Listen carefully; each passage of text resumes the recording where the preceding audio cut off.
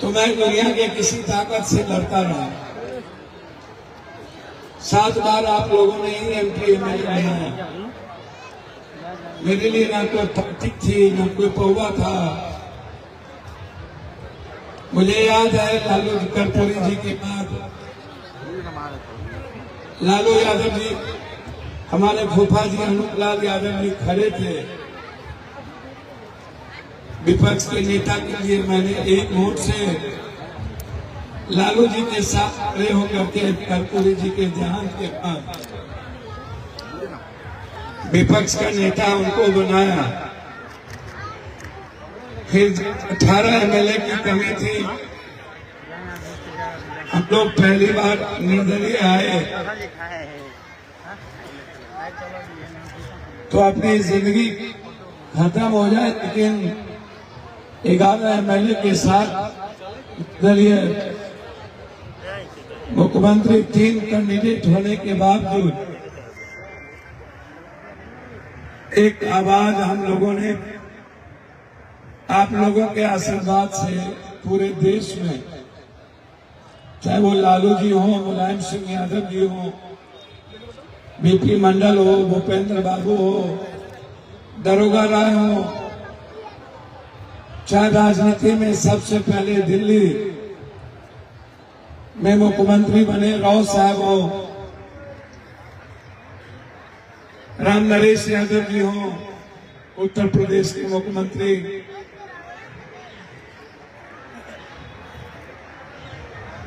आज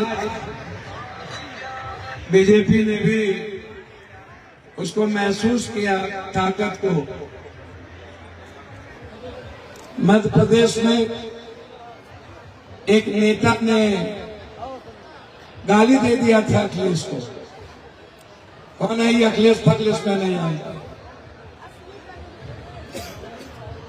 नतीजा हुआ कि सबसे बड़ा असर कांग्रेस पर पड़ गया।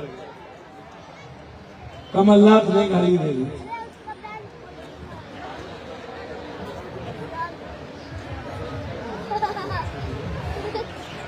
और जब जादवों का स्वाभिमान सम्मान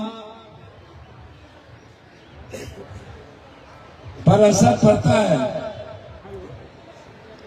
वो बड़ा ही वैचारिक रूप से ताकत के साथ राजनीतिक परिपक्वता है, उनके भीतर वैचारिक परिपक्वता है। यह कोल्हान यादव समिति के अध्यक्ष, सभी कमेटी के सम्मानित साथियों, सब हमारे लिए बौद्धिक हैं, आध्यात्मिक हैं और मानवीय शक्ति के स्रोत के ऊर्जा के स्रोत हैं। मंच पर एकाग्र मनीषी नहीं बैठे। हमारे बीच हमारे विद्वान, हमारी ताकत सुनील जी, हमारे थाना प्रभारी, हमारे परिवार की बहुत सारे ऐसे व्यक्तित्व यहाँ हैं जिन पर हमें गर्व होता है, गर्वान्वित महसूस करते हैं। और हमारे जो सबसे भोले भाले एक आवाज है जो बिल्कुल सीधा,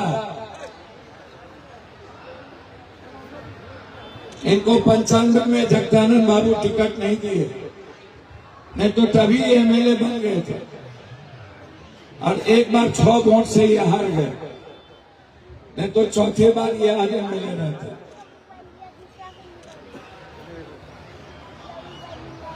मेरा शरीर कहीं रहता हो, लेकिन दिल दिमाग झारखंड में अपने परिवार के बीच रहता है।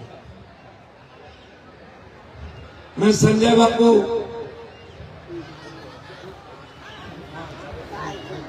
विनम्रता के भी प्रतीक है, शालीनता के भी पैमान हमारे नेतृत्व है और एक आवाज है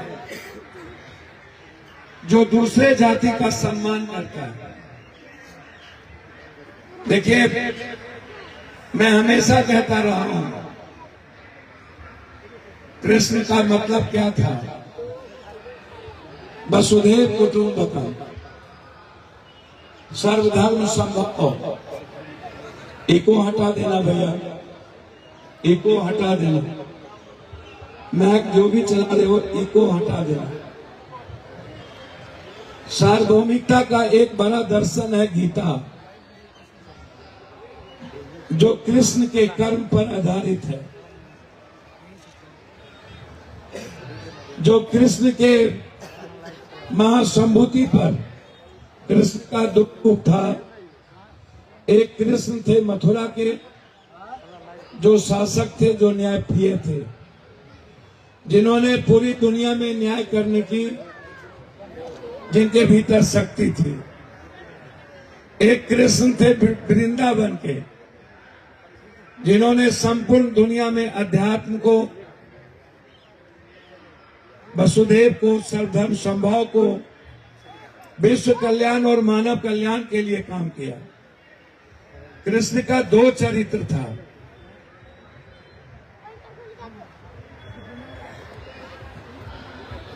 कृष्ण कर्म पर आधारित थे, वो अंधविश्वास से दूर थे, आडंबर से दूर थे, कर्मकांड से दूर थे। कृष्ण हमेशा मिनट टू मिनट आत्म मोक्षार्थम जगत हिताय छ। उनका जो वो भाव है संपूर्ण मानव का कल्याण और खुद के मोक्ष की कल्पना, ठीक सदा शिव के 12,500 वर्ष पहले, 6,000 वर्ष बाद इस धरती पर महाभारत का काल है।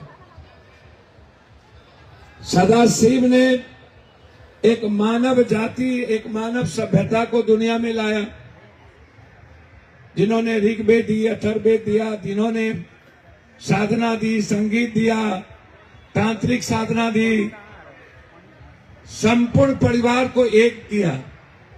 शिव ही है जो दुनिया में परिवार को एक, सभी कबीलाओं को करके एक परिवार बनाया। तब हम लोग जाने जाते हैं शिव परिवार। और शिव के बाद महाभारत में कृष्ण आए, जिन्होंने लोगों को कर्मयोगी बनाया, कर्म को प्रधानता दी, कर्म का आधार दिया। और यादव कोई एक नहीं है। आप देखिएगा गुज्जर, जाट, आप देखिएगा राजपूत। देखिए, एक बात अलग है कि सामाजिक आधार पर अलग अलग चीजें काफी हुई। जब जब समय काल पात्र के अनुसार चीजें बदलती गई, time, person, place, way and subject, ऐसी परिस्थितियां आई कि हम समय समय पर मानव जाति के लिए जब जब कोई आवश्यकता हुई तो हम दुनिया में कुछ चीज को करते गए। लेकिन आप याद करिए कृष्ण के हर कर्म को। आप गोवर्धन पूजा करते हैं, यादव के इतिहास के बारे में, यादव तो यदु तो आज की बात है, अहीर के पहले भी दुनिया में ये जो चंद्र वंश है, गोपाल वंश है, गोपन वंश है, आप जाइए नेपाल या दुनिया के किसी हिस्से में, जब आप किसी भी संस्कृति और सभ्यता में ढूंढिएगा, दुनिया में जब कोई सभ्यता की बात आएगी तो गोपाल वंश की बात आएगी।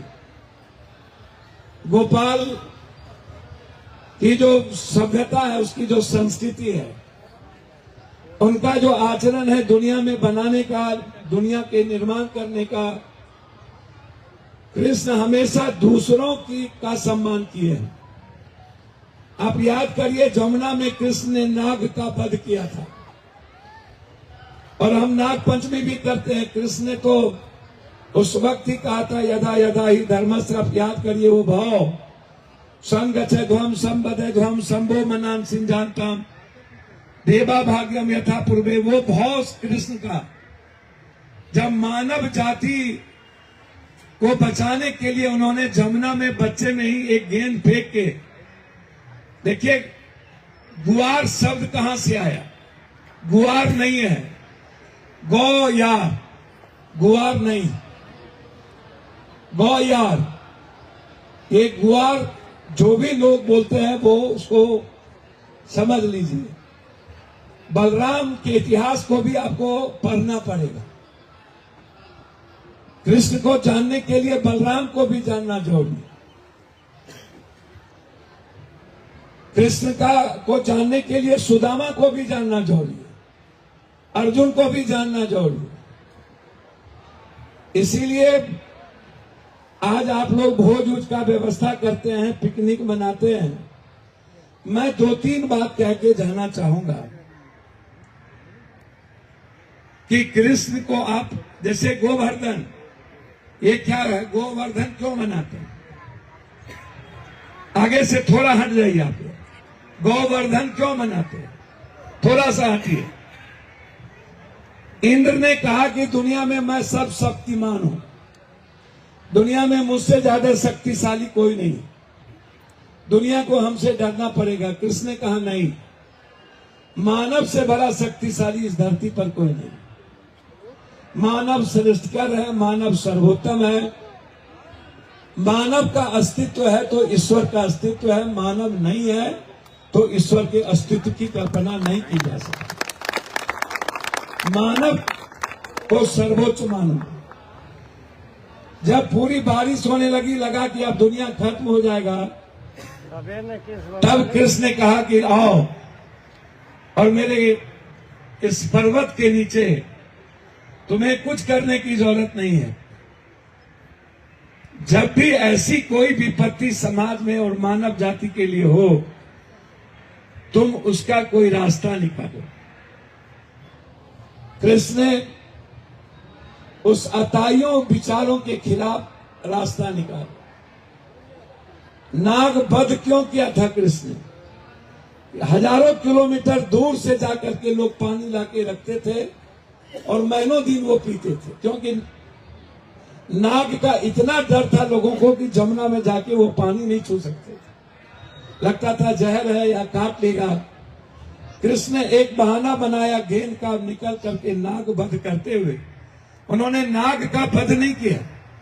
कृष्ण कभी भी या कोई भी ऐसा व्यक्ति जो महर्षि हो, महान मनीषी हो, जो महापुरुष हो, वह कभी भी जिसका निर्माण वो करता है, God guide by nature and nature guide by God. ये जो क्रिएशन है, क्रिएटिविटी है, वो कभी दुनिया को खत्म नहीं करता। लेकिन सबसे सुंदर दुनिया में गॉड ने, क्रिएशन ने क्या बनाया? मानव जाति। मानव जाति के लिए ही दुनिया में सब चीज की संरचना होगी।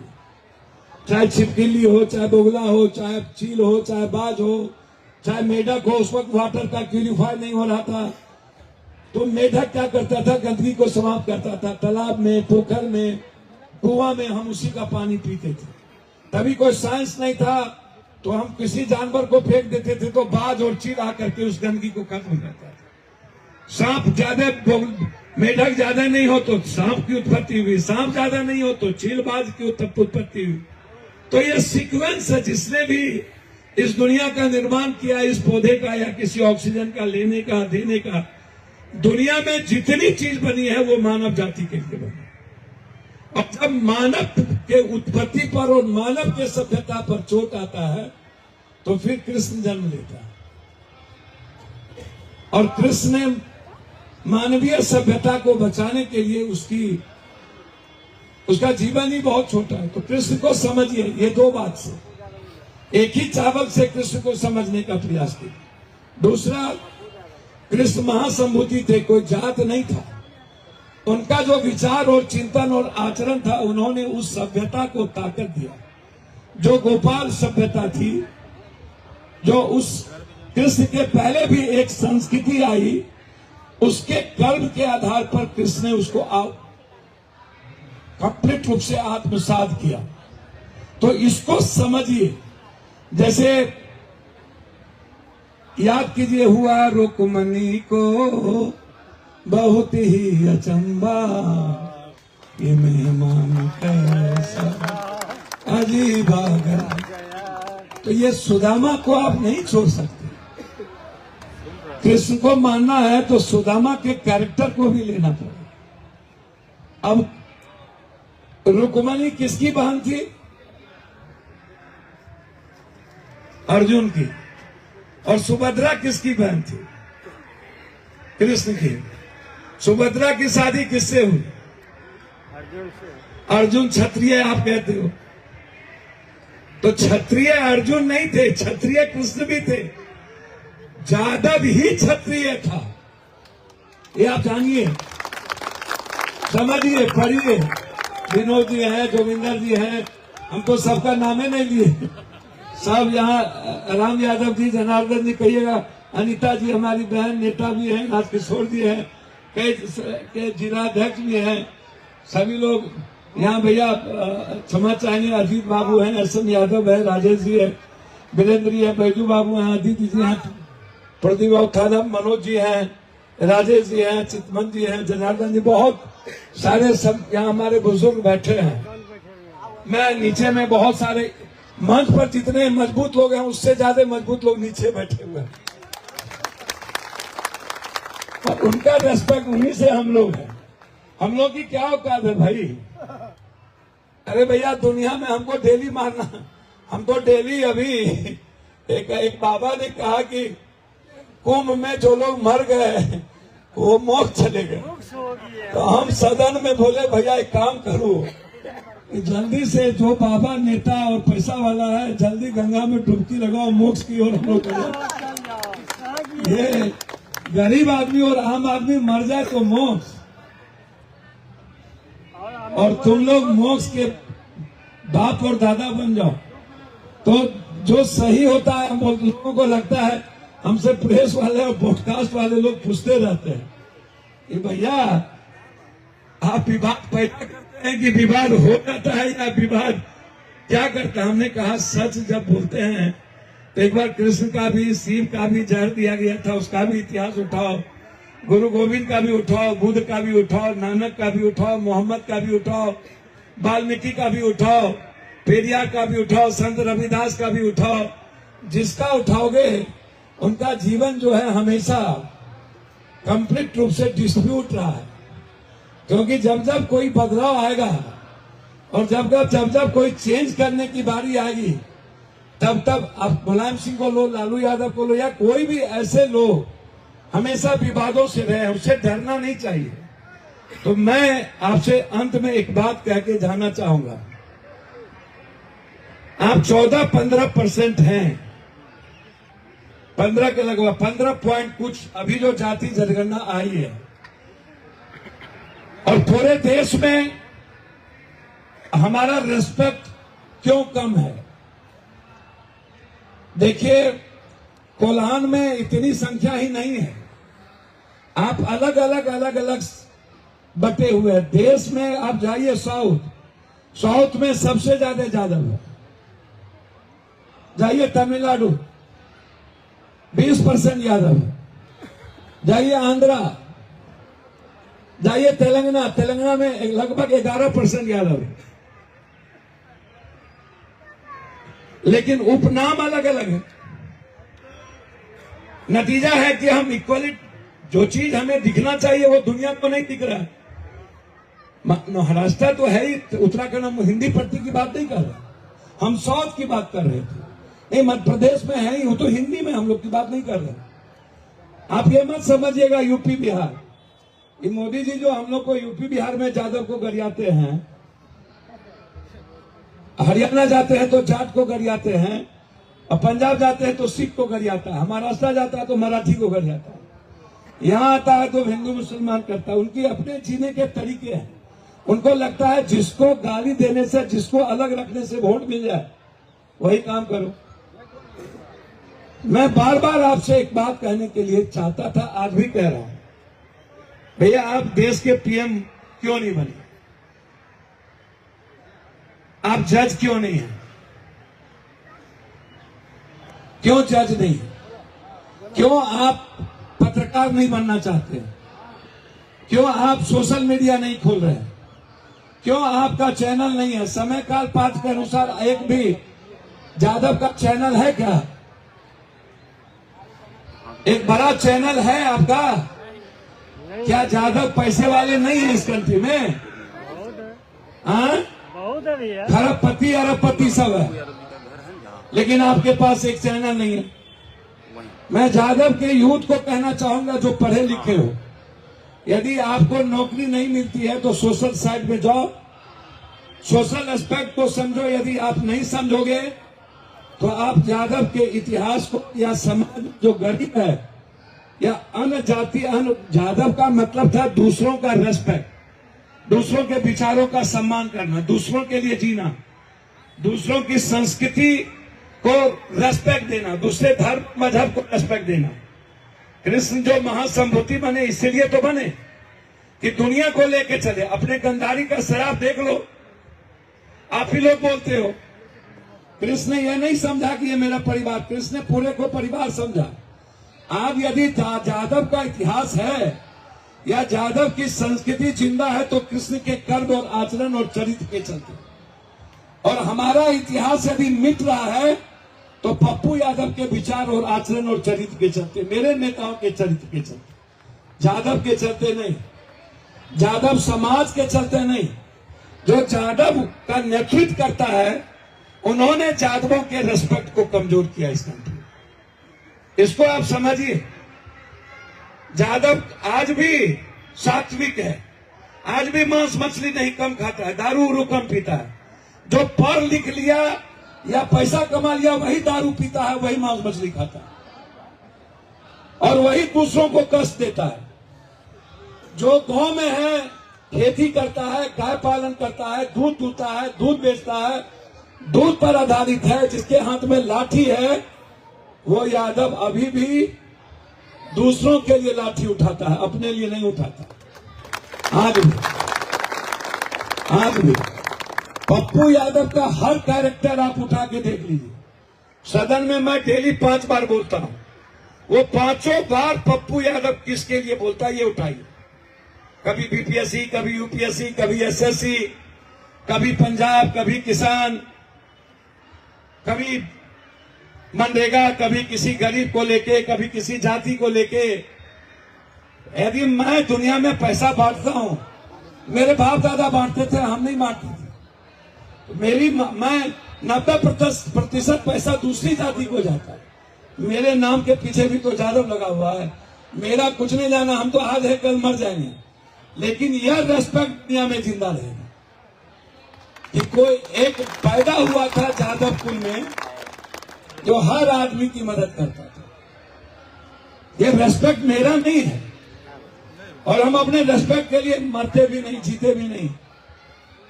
हमें कभी इस सब चीज की, देखिए, परिस्थितियां हीरो बनाती है, हीरो कोई और नहीं बनाता, भीड़ नहीं बनाता। अवसर सबको मिलता है, लेना चाहिए। अवसर जब भी मिला पप्पू यादव ने उसको लिया, चाहे कोरोना हो, बाढ़ हो। 300 करोड़ रुपया बांटे कोरोना में, 7 करोड़ का तो एक दिन में रेमडेसिविर बांटते थे। देश भर के दलित गरीब एबीसी को 2-2 हजार रुपया भेजे थे। मेरे लिए, मैं बार बार कहता हूं, यादव की इतनी बड़ी संख्या होने के बावजूद हमारे नेताओं को जो पूरे देश में यादव को इकट्ठा करना चाहिए, हमें एक बार अवसर मिला था मुलायम सिंह को पीएम बनाने का। हम लोगों ने, अब कुछ कारण हम लोग खो गए। हमारी कोशिश होगी, मैं जिंदा रहा क्योंकि लड़ाई हमारी बहुत बड़ी है और हर दिन मैं इन लोगों से लड़ता हूं। राजनीतिक कम, आर्थिक और सामाजिक ज्यादा है। मैं अभी, हमारे भाई कह रहे थे संजय बाबू कि आपको एजुकेशन का क्या महत्व है, चीन के बारे में, अमेरिका के बारे में, दुनिया के बारे में। सच इन्होंने कहा कि देखो, जहां नदियां ज्यादा है वहां नदियां को कोई भगवान नहीं माना, लेकिन नदियां को सजा दिया और नदी उस देश का हिस्सा बन गया। और नदियां जहां सबसे ज्यादा है भारत में, वो नदी भगवान बना, लेकिन वो नदी आम आदमी के काम नहीं आए, भगवान बना दिए हम लोग।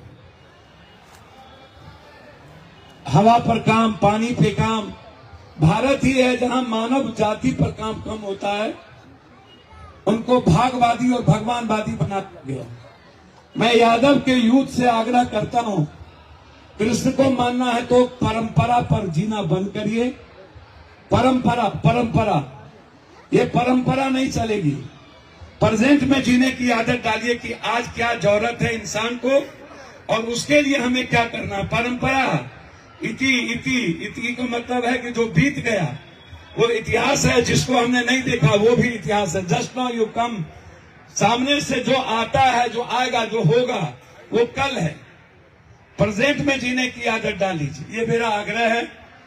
और भाग और किस्मत और भगवान के सहारे जीने की आदत बंद करिए। कृष्ण यदि है तो भागवादी मत बनिए और बिल्कुल कर्तव्यों के पथ पर चलिए। और जिस दिन यादव के नौजवान दूसरे ईबीसी, एसटी, दलित, दूसरे जाति की इज्जत करना आप शुरू कर दीजिए। मैं आपको बताता हूं, हिंदुस्तान का पीएम बनने में बहुत कम समय लगेगा। बगैर इस देश के एसटी, एससी, ईसी अब झारखंड में हैं, सही में आप बहुत ताकतवर हैं। हम 1.5 महीना रहे, आपके यहाँ रहे, सब जगह रहे।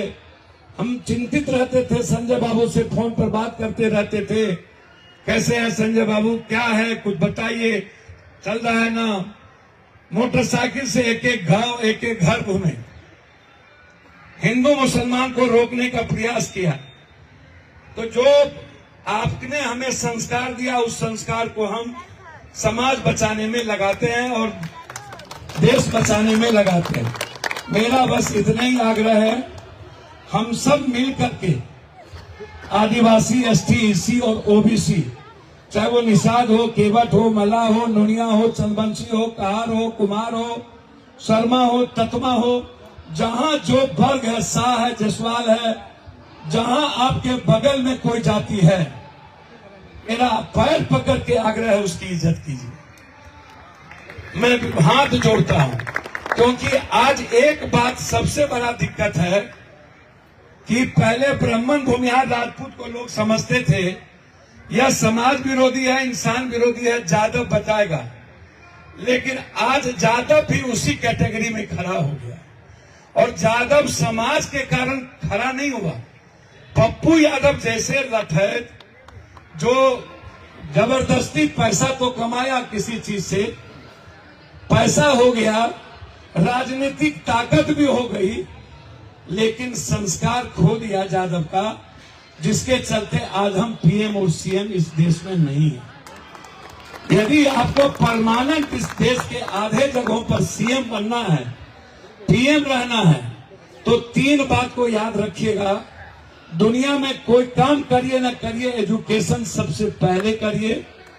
दूसरा चीज याद रखिएगा, अपनी जो पुरानी आपकी खेती, आपका गौपाला, आपकी जो पैसे का अर्जन है, आप कोशिश करिए कि वो रहे जिंदा, जिससे आपकी इकोनॉमी सस्टेन करे और फिर एक नए परिस्थितियों में जो आज हमको आगे बढ़ना है उसके साथ बढ़िए।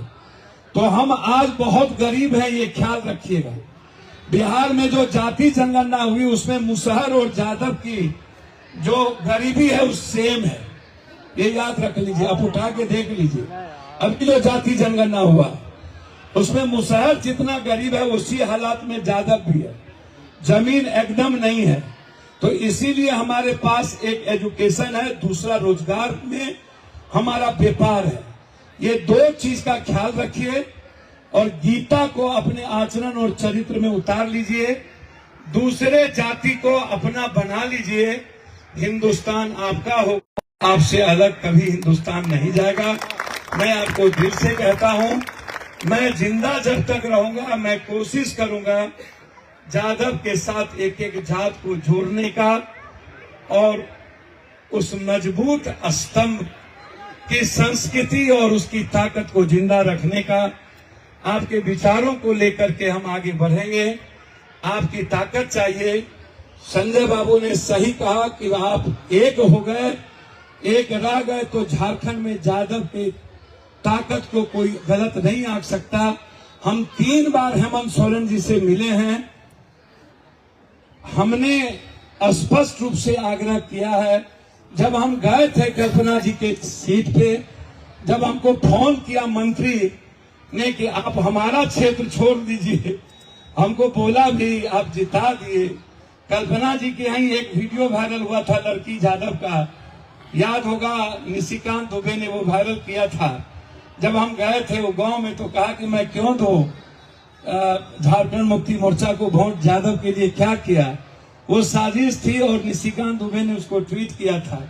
अब निशिकांत दुबे को हम क्या माने, वो तो गोबर गणेश है, गोबर पर जितना भी घी डालिएगा महके नहीं आएगा। ये लोग तो कैरेक्टर कैसा है हम जानते हैं। तो उन्होंने वीडियो वायरल किया था, हम लगभग लोगों का पैर पकड़े थे और हमने कोशिश किया, जितने लोग बीजेपी में मुखिया और थे, छोटू यादव से लेके सब सारे प्रमुख का पैर पकड़ के हम अपनी बेटी के साथ खड़े करने का कोशिश किए।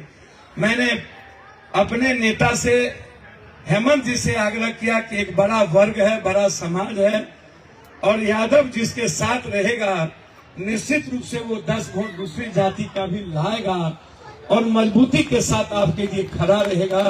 हेमंत जी, राजनीतिक रूप से हम बहुत पीछे हो चुके हैं झारखंड में। हमारा आग्रह है, यादवों के महिलाओं में भी पढ़ी लिखी बहुत ज्यादा है, बेटियां हैं और हमारे लोग बहुत यहाँ संपन्न है। जमशेदपुर में किसी के पास स्कूल है, कॉलेज है, किसी के पास होटल है, सभी लोग अच्छे संपन्न लोग हैं। हमारी कोशिश होगी संथाल हो, धनबाद हो, चाहे अभी घटना घटा, एक बड़ा गोली बारूद चली जिसमें गलती एक आदमी की थी, पूरा का पूरा टाल उजाड़ने का कोशिश हुई। तो मैंने मुख्यमंत्री जी से बात किया कि गलती पप्पू यादव करे और पूरा खटाल आप उजाड़ दीजिए, फोर्स गया हुआ है, ये कैसे संभव है। गलतियां हम करेंगे तो हम भुगते। तो हम आग्रह करेंगे संजय बाबू, इन सब चीजों को, अभी जो गोली चली थी याद होगा, वहां पर हम लोगों को उजाड़ने की कोशिश हुई थी, हम गए थे। तो अब आप हैं, प्रदीप जी हैं, अब संजय जी से तो मैं कहता रहता हूं, लेकिन कितना असर पड़ता उन पर मैं नहीं कहूंगा। मेरी बात मैं हमेशा कुछ न कुछ उनको कहता रहता हूं। यहाँ भी आए थे तो मैंने उनको फोन किया कि अरे पहले अपने में जाके गोर तो लग लो, पहले अपना बचेगा तभी तो दुनिया बचेगी यार। पहले अपने को बचाओ, पहले अपना आशीर्वाद ले लो, दुनिया देगी। जब तक तुमको अपना कोई आशीर्वाद नहीं देगा, तुम्हारी पूंजी अपनी नहीं बचेगी, दूसरा नहीं देगा। इसीलिए मैं इतना ही जानता हूं कि आप लोग से बड़ा कोई नहीं है। आप लोग यहाँ जो बैठे हैं, यही ताकत है, यही संस्कृति है, यही तहजीब है। और आप लोगों से जो संस्कार नहीं सीखेगा वो समाज का निर्माण नहीं कर सकता। बस इन्हीं शब्दों के साथ हम और संजय जी मिलकर कोशिश करेंगे, आप जिस तरह राजनीति हाशिए पर इस जगह हैं, हमारे लोगों को कहीं न कहीं जगह मिले।